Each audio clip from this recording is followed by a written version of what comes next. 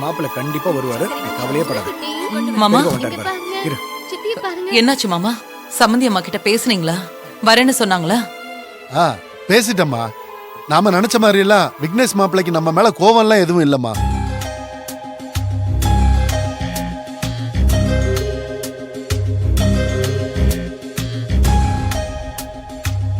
எனது கோவம் இல்லையா? அது எப்படி இல்லாம போகும்? இந்த மனுஷன் என்ன சொல்றாரு? கோவம் எதுவும் இல்லைன்னா ஏன் பெரியப்பா அவங்க இன்னும் என்னைய குழந்தையும் பார்க்க வரல? அது மாப்பிள்ளை ஊர்லயே இல்லம்மா. ஆபீஸ் விஷயமா ஒரு வேலையா பெங்களூர் போயிருக்காரு. நானும் போன்ல ட்ரை பண்ணேன், ஆனா லைன் கிடைக்கலம்மா. முக்கியமான மீட்டிங்கா இருக்கும்னு நினைக்கிறேன். அது எப்படிங்க? இங்க இருந்து போற வரைக்கும் இந்த பக்கமே வரமாட்டேன், குழந்தைய கூட பார்க்க மாட்டேன்னு சொன்னாங்க. நீங்க போன உடனே எப்படி வரேன்னு சொன்னாங்க? நம்பவே முடியலையே. ஏய், அதெல்லாம் சம்பந்தி அம்மா கிட்ட நான் பேசி புரிய வச்சிட்டேன். அவங்களும் புரிஞ்சுக்கிட்டாங்க. அப்படியே அவங்க வரல? அவங்களுக்கு இப்ப உடம்பு சரியில்லை, அதனால மாப்பிள்ளை வந்த உடனே கூட சேர்ந்து வரேன்னு சொன்னாங்க. ஓஹோ. பெரியப்பா அத்தை வரேன்னு சொன்னாங்களா? விக்னேஷை கூட்டிட்டு வராங்களா? அட கண்டிப்பா வருவாங்கம்மா, நீ ஒன்னும் வருத்தப்படாத. எல்லாம் நல்லபடியா நடக்கும். அது எப்படிமா பெத்த பிள்ளைய பார்க்க அப்பா வராம போயிடுவாரா என்ன? அவருக்கு இன்னும் குழந்தை பிறந்த விஷயமே தெரியாதுமா. தெரிஞ்சிருந்தா வேலையெல்லாம் தூக்கி போட்டு பறந்து வந்திருப்பாருல. அவரை பத்தி உனக்கு தெரியாதா என்ன?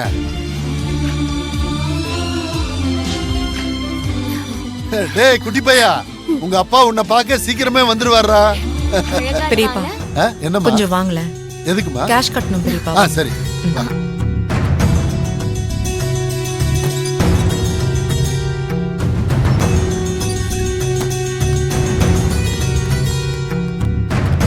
கையில கேஷ் கவுண்டர் இந்த பக்கம் இருக்கு. இல்ல பெரியப்பா வாங்க.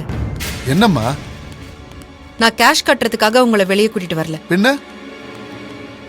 இல்ல பெரியப்பா, அங்க எல்லார்கிட்டயும் நீங்க சொன்னது உண்மை இல்லைன்னு எனக்கு தெரியும்.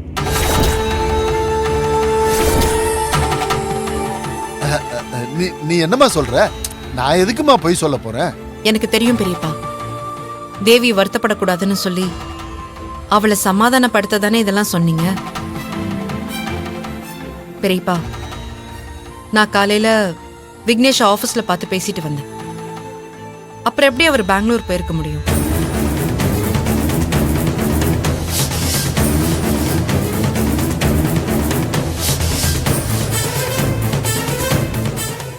வேதவள்ளி அத்தைய பத்தி எனக்கு நல்லா தெரியும். அவங்க அவ்வளோலாம் நல்லவங்க கிடையாது. அங்க வேற என்னமோ நடந்திருக்கு. அத சொன்னா தேவி இன்னும் ஃபீல் பண்ணுவான்னு சொல்லி நீங்க மறைச்சிட்டீங்க. தேவிக்காக போய் சொன்னீங்க. இப்போ இந்த கையலுக்காக உண்மை சொல்லுங்க, என்ன நடந்தது? அது கையில பெரியப்பா, பெரியப்பா எனக்கு தெரியும் அங்க வேற என்னமோ நடந்திருக்கு. என்னன்னு மட்டும் தயவு செஞ்சு சொல்லுங்க. பெரியப்பா, நான் உங்ககிட்ட தான் பேசிட்டு இருக்கேன். அங்க என்ன நடந்தது? அவங்க என்ன சொன்னாங்க?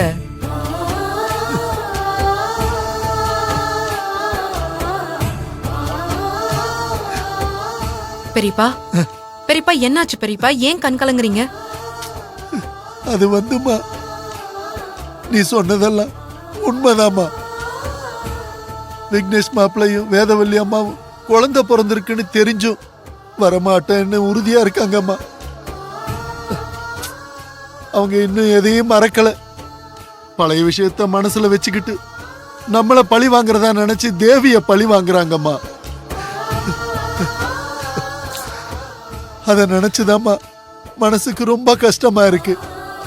இங்க தேவி விக்னேஷ் வருவாருன்னு காத்துக்கிட்டு இருக்காமா. நான் அவங்க கிட்ட எவ்வளவோ சொல்லி பார்த்துட்டேன், கெஞ்சியும் பார்த்துட்டேன். பெரியப்பா, அவங்க கால்ல கூட விழுந்துட்டேம்மா. அவங்க மனசு மாறல.